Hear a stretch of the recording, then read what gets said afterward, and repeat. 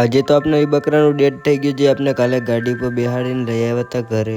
રામ રામ ડાયરા ને welcome to દેશી માલતારી mini vlog ને વ્લોગ ચાલુ કર્યો. આપણે લવારા લઈને જઈએ ને આ ભાઈ આવે એને અડધા લગડ લઈ ગયો હતો કેમ કે એના કિલોમીટર પૂરા થઈ ગયા એટલે એને પછી ઘરે મૂકી દીધો હતો. અને આપણે લવારા લઈને આવી ગયા હતા. કાલ ગયા હતા એ નદીમાં ચારવા માટે અને પછી આપણે ત્યાં એક જ કામ કરવાનું હોય, આવેડી કાપવાની, એટલે આપણે બધી આવેડી કાપી નાખી.